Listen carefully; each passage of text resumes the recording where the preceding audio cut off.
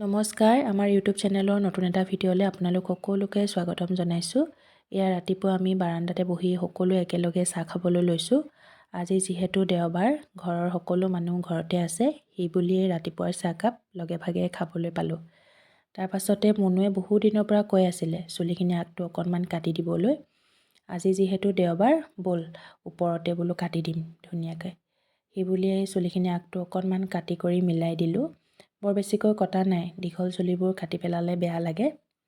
ইয়াৰ আগৰবাৰো কাটি দিছিলোঁ, এতিয়া আকৌ দীঘল হ'ল যে সেইকাৰণে আগটো দেখিবলৈ বেয়া হৈ গ'ল। তাৰপিছতে দুপৰীয়া এফালে ওলাইছোঁ, আমাৰ গোটৰ মহিলাসকলে লগ লাগি আজি এঘৰত ভাতৰ আয়োজন কৰিছে, তালৈকে বুলি যাওঁ। ঘৰতে অৱশ্যে মই ভাত পানী খাই লৈছোঁ, তাত গৈ আকৌ সকলোৱে লগ লাগি ৰান্ধি মেলি খাব লাগিব, দেৰি হ'ব, আবেলিয়ে হ'ব চাগে। সেইকাৰণে ঘৰতে খাই বৈ লাহে ধীৰে ওলাইছোঁ। ছোৱালীজনীকো লৈ যাম, ঘৰত থাকিলে আকৌ আমনিহে কৰি থাকিব খুৰীয়েকক।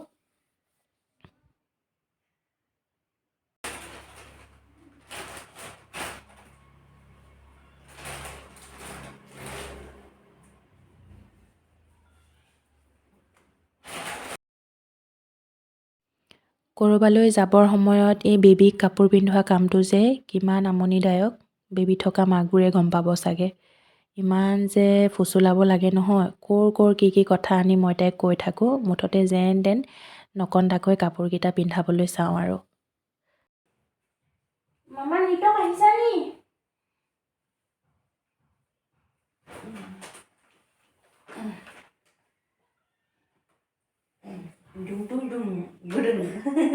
মামা আহিছা নি?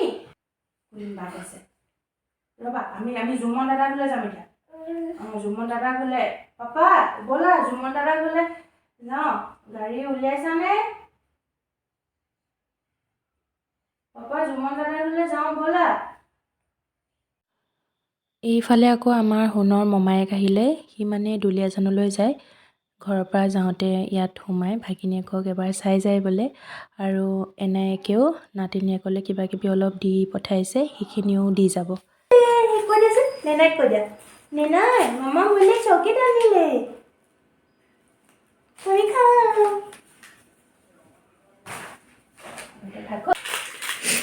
কিমান বস্তু আনিছে মামা, জেমছ আনিছে, পিম্পম আনিছে, চকলেট আনিছে। বেছি খাব নোৱাৰে।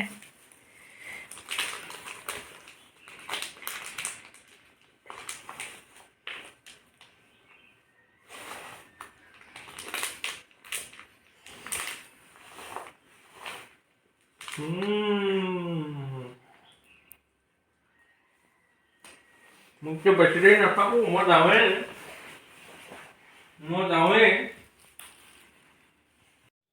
ভাইটিক পঠাই আমি আহি পাই গ'লোহি পল্লৱী বাৰ ঘৰ, য'ত আমাৰ খানাটো এৰেঞ্জ কৰা হৈছে। আহিয়ে একদম বেটীৰ উৎপাত কি চাব, বাইক কুইনক লগ পাই গ'ল, একদম ইফালে দৌৰিছে সিফালে দৌৰিছে। মই বোলো পৰি দুখ পোৱাৰ আগতেই দেউতাকক মাতি তাইক ঘৰলৈ পঠাই দিয়াটো ভাল, সেই বুলিয়ে তাইক ঘৰলৈ পঠিয়াই দিলোঁ। আৰু ময়ো অকণমান নিশ্চিন্ত হ'লোঁ তাইক পঠিয়াই। তাৰপিছত ময়ো খানাত লাগি গ'লোঁ, ইটো সিটো কৰাত। আৰু আমাৰ খানাৰ আয়োজন কেনেকুৱা চলিছে আপোনালোকে ভিডিঅ'টো চাই থাকক, গম পাব।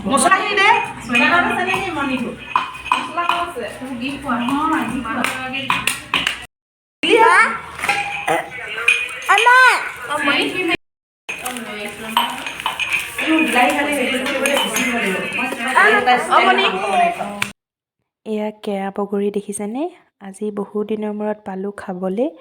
মাম্পীয়ে আনিছিলে দোকানৰ পৰা, খাই বহুত টেষ্টি লাগে একদম। আপোনালোকে কি বুলি কয় বাৰু এইটো বগৰীক, ক'বচোন কমেণ্ট কৰি পেলাই। আৰু এইফালে শাক পাচলি কাটি আছে, এইফালে আকৌ চাহ উলিয়ালে। চাহৰ লগত খাবলৈ পপ আৰু ক্ৰীম বন আৰু চানা, এইবোৰ খাই ভাল লাগে ন লগে ভাগে।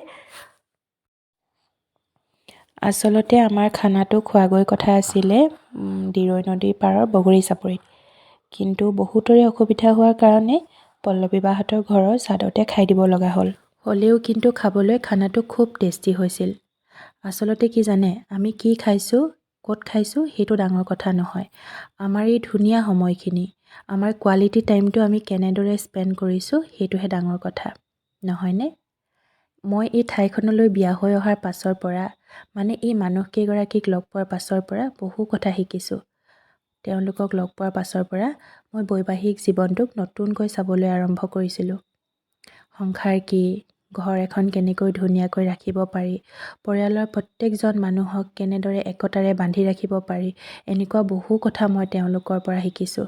তেওঁলোকে মোক হাতত হাত ধৰি শিকোৱা নাই, মই তেওঁলোকক অনুকৰণ কৰিছোঁ, শিকিছোঁ, বুজিছোঁ আৰু বহু কিবা কিবি। তাৰ পাছতে সন্ধিয়া ঘৰলৈ আহিলোঁ। আহি এনেকৈ সোণৰ লগত অকণমান সময় কটাইছোঁ। বেচেৰীয়ে মোক বহুত দেৰি এৰি থাকিলে যে এতিয়া মোৰ তাইলৈ অকণমান দুখ এটা লাগি আছে। আৰু আমাৰ ভিডিঅ'টো চোৱাৰ বাবে আপোনালোক সকলোকে ধন্যবাদ। এয়া মই ছোৱালীৰ লগত খেলি আছোঁ। তাইৰ ৰিংছবিলাক এৰেঞ্জ কৰি আছে আৰু মই ইয়াতে বহি আছোঁ। তাইক অকণমান সময় দিছোঁ। মানে সময়টো মই তাইক গোটেই দিনটোৱে দি থাকোঁ। এতিয়া মানে অকণমান তাইৰ লগত খেলিছোঁ। তাই ভাল পাইছে আৰু সেনেকৈ খেলি থাকিলে লগ এটা পালে মানে। আজি খেলিবলৈ মানে মানুহবোৰ নাই। দেউতা মাও এফালে গৈছে ফুৰিবলৈ। আকৌ দদায়েকো ডিউটি, তাৰপিছত দেউতাক কামত আছে। তাৰপিছতে খুৰীয়েকে ভাত বনাইছে আৰু সেয়া আৰু পেহীয়েকো খুৰীয়েকৰ লগত লাগি দিছে। তো মই এতিয়া এই লগত খেলি থাকিবলগীয়া হৈছে।